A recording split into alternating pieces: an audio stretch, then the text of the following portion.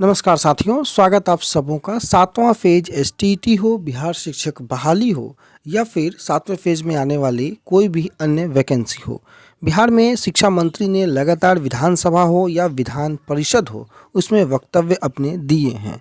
1,85,000 से ज़्यादा सीट सातवें चरण में किस प्रकार से होंगे, उन सभी बिंदु को हम लोग यहाँ पर देखेंगे। साथ ही साथ सातवें चरण में बदलाव की भी बातें जो अखबारों ने प्रकाशित की हैं उसको भी समझेंगे।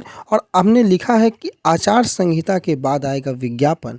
जी हाँ, क्या कुछ मसला है, सभी मसलों को हम लोग देखेंगे। छठे चरण में 2017 से 19 वाले अभ्यर्थी पटना हाईकोर्ट पहुंचे और पटना हाईकोर्ट ने 17 से 19 सेशन के जो बीएड के अभ्यर्थी हैं जो छठे चरण में वंचित रह गए थे उनको भी शामिल करने को लेकर के कंसिडरेशन जो है बिहार गवर्नमेंट पर छोड़ा। बिहार गवर्नमेंट ने उसके कारण कहीं ना कहीं बहाली की प्रक्रिया में स्टे लगाया और अब बिहार गवर्नमेंट शिक्षा विभाग रिव्यू पिटीशन लेकर के जो है बिहार के पटना हाई कोर्ट पहुंची है, इस बात को कहते हुए कि हमें इनकी बहाली करने दी जाए, चूँकि सभी लोगों की जो प्रक्रिया है वो मैच्योरिटी के स्टेज पर है। हमने पिछले दिनों भी आपको बताया था कि शिक्षा मंत्री का ये कथन था, जब अभ्यर्थी उनसे मिलने गए थे तो उन्होंने इस बात को एक्सेप्ट किया कि जो छठे चरण में 17 से 19 सेशन वाले अभ्यर्थी हैं उन अभ्यर्थियों की चूँकि वैलिडिटी एनसीटी के आदेश के बाद उम्र भर की हो चुकी है तो उनको वे सातवें चरण में मौका दे देंगे। सभी बिंदु की ओर हम लोग चलेंगे। सबसे पहले आप देख सकते हैं दैनिक भास्कर का ये खबर है, बिहार में 1,85,000 सीटों पर जो है शिक्षकों की भर्ती होगी और ये सातवें चरण में होगी। सातवें चरण में 50,000 शिक्षकों की भर्ती करने की घोषणा प्राइमरी में, साथ ही साथ हेडमास्टरों की भी नियुक्ति होनी है। दूसरी महत्वपूर्ण बात, किस किस पदों पर कौन कौन से शिक्षकों की नियुक्ति होगी, तो आप देख सकते हैं कि प्राथमिक शिक्षकों की 50,000 सीटों पर, वहीं माध्यमिक शिक्षकों की 40,665 सीटों पर और उच्च माध्यमिक शिक्षकों के 47,896 सीटों पर नियुक्ति की प्रक्रिया आगे बढ़ेगी। दूसरी महत्वपूर्ण बात कि आखिर बदलाव क्या होगा, सातवां चरण में बदलाव की भी बातें हैं।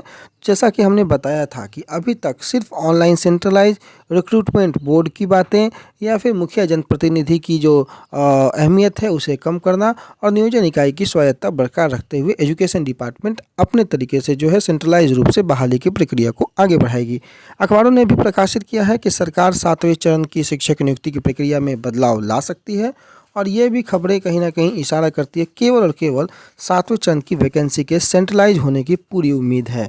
शिक्षा मंत्री ने एसटीईटी को लेकर के भी स्थिति एक बार स्पष्ट कर दी। उन्होंने कहा कि एसटीईटी सिर्फ पात्रता परीक्षा है, जिन लोगों ने यह परीक्षा पास कर ली है वे अगले चरण में नियुक्ति के लिए आवेदन कर सकते हैं। मेरिट में आने पर उनकी नियुक्ति होगी, यानी कि मेरिट जो है वो नियोजन इकाई बनाएगी, जिस भी प्रकार से हो, सेंट्रलाइज हो या जो भी हो, लेकिन नियोजन इकाई में मेरिट बनेगा और उसी के आधार पर आपकी प्रक्रिया आगे बढ़ेगी।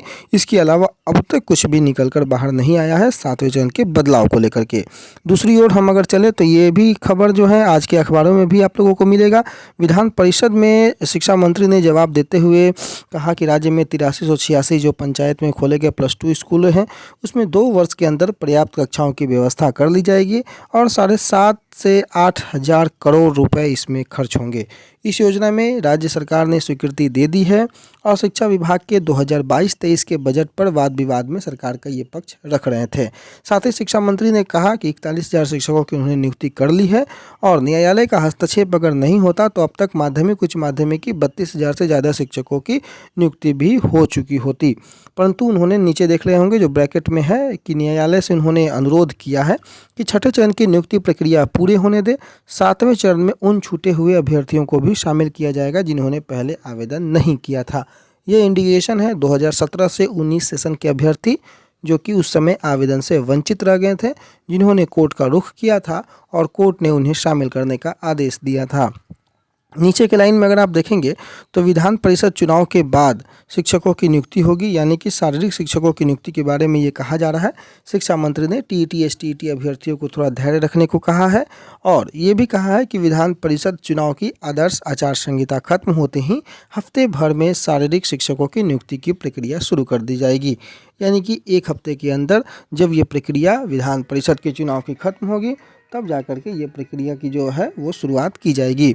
अब सातवें चरण में क्या बदलाव होना था, कितनी सीटें थीं और सातवें चरण की प्रक्रिया किस तरीके से आगे बढ़ रही है, ये सब आप लोगों ने इस वीडियो के माध्यम से समझा।